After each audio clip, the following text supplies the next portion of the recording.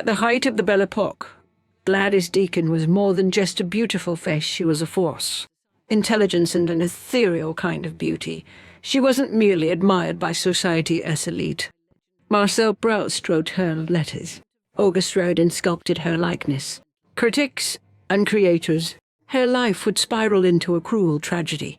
Hard to believe that the woman whose face inspired masterpieces would die aimless in a mental institution. But Gladys's story was always marked by extremes, unrivaled charm, shadowed by devastating trauma. Die in any room, but one fateful choice would spark her descent, proving that even brilliance and beauty are no defense against obsession or madness. Gladys Marie Deacon was born in Paris on February 7, 1881. Two wealthy American expatriates seemed destined for grace and privilege. Brother Edward Parker Deacon was a prosperous Boston textile magnate. Baldwin came from a respected naval family. They were the picture of American nobility abroad until one winter night in 1892. Everything collapsed in a storm of gunfire and betrayal.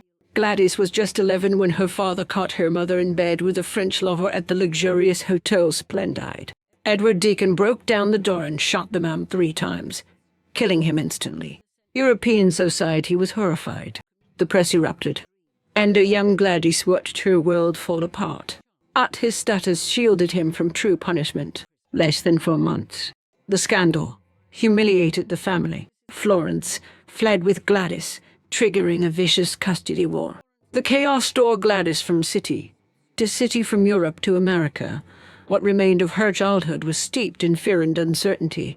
After the scandal, Gladys was taken to Newport, Rhode Island, where she continued her education, speaking 7 languages, mastering literature, and dazzling tutors who called her a genius. But brilliance scowled and shielded her from the darkness she had inherited. Mind began to crumble. McLean Hospital, plagued by delusions and instability, before dying in 1901. Gladys was left haunted not just by his death, but by the gnawing fear that she might one day lose her mind too. To Europe as a young woman, she was unstoppable. No rules, and a tragic mystery trailing behind her. Gladys stepped into society like a myth come alive. Especially her mesmerizing blue-green eyes became legendary. Artists begged to paint her, adored her. Marcel Proust called her magnificently intelligent. Rodin gifted her sculptures.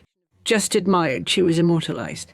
But inside, a quiet obsession had begun to form. She cowled and stopped scrutinizing her face in the mirror, measuring the curve of her nose, the space between her eyes. That would alter her fate forever. At just 22, Gladys made a decision that would ruin her face and her future.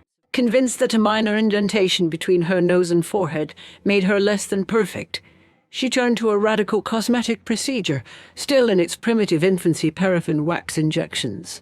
The goal was to sculpt a flawless Greek profile, straight, symmetrical, ideal. But wax does not stay still. The substance began to migrate, warping her once celebrated features. What had been considered one of the most beautiful faces in Europe became distorted, unrecognizable. To the world, it was a tragic irony. But to Gladys, it was unbearable. To be defeated. Her ambition had never been only about beauty, it was about power. She had been quietly, masterfully plotting her greatest conquest, a dukedom. 14. She had been fixated on Charles Spencer minus Churchill, the Duke of Marlborough. Happy marriage to Consuelo Vanderbilt, with growing interest. Teen, she befriended Consuelo, became a frequent guest at Blenheim Palace, and waited. She became the Duke's mistress. The affair lasted nearly 2 decades, accepted by high society as part of its elegant hypocrisy. Exactly where she wanted to be. And in 1921, at the age of 40, though she claimed 35, Gladys finally married the Duke. But her victory was short-lived. It was a fairy tale, the brilliant beauty, who had captivated Europe, finally becoming a duchess. But inside Blenheim Palace, behind the golden gown and lavish ceremony, things were already unraveling. The Duke, now aging and bitter, grew cold. Now paranoid, erratic, and physically altered, no longer fit the image of the refined aristocratic wife. She carried a revolver to dinner parties. She barricaded herself in her bedroom, whispered suspicions, and filled the palace with dozens of noisy spaniels who destroyed the priceless interiors. The Duke's cousin, initially intrigued by Gladys, later described her inner circle as strange, glittering beings with whom he had nothing in common. The woman once known for her charm had become a ghost of herself, haunted, hostile, and impossible to live with. By the early 1932s, the Duke had reached his limit. He evicted her from Blenheim with the cold precision of a legal executioner. Gladys left behind most of her belongings, her dignity, and the life she had spent 15 years building. Only 2 Sphinx sculptures carved in her image remained, staring silently over the palace garden's monuments to a beauty that was vanishing fast. After her humiliating eviction, Gladys disappeared from society. No grand farewell, no final appearance. To a remote farm in Oxfordshire, calling herself Mrs. There, in a crumbling house overrun by her beloved dogs, she lived as a recluse dressed in tattered clothes, patched boots, and a straw hat that made children mistake her for a witch. Locals feared her. Children threw stones at her windows, chased them with a shotgun, swearing it was loaded, ordered her property at night, phoned strangers at odd hours, and refused to speak her own name. The glamorous Duchess had become a local legend, strange, sad, and entirely alone. Conservative MP Henry Chips Channon spotted her in a Bond Street jewellery shop. He didn't recognize her at first. A marionette puppet of a person in men's clothes. Blankly unwhispered a name, no one understood. Jane Antonis, no MLA. Then she fled the shop, denying who she was. By the early 1962s, her condition had deteriorated beyond what authorities could ignore.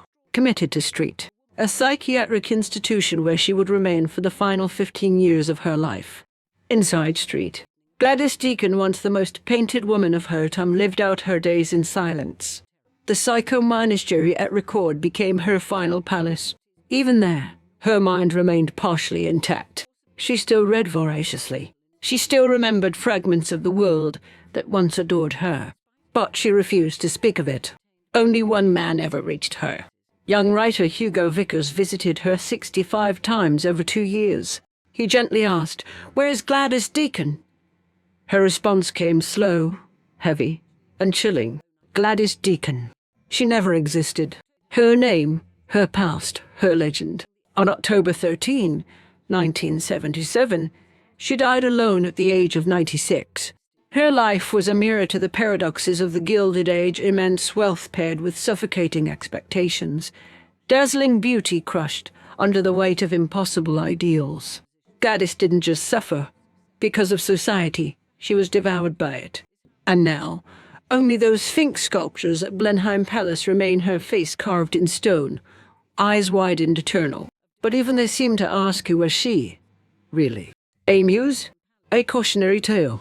Or a woman who lived only to be admired and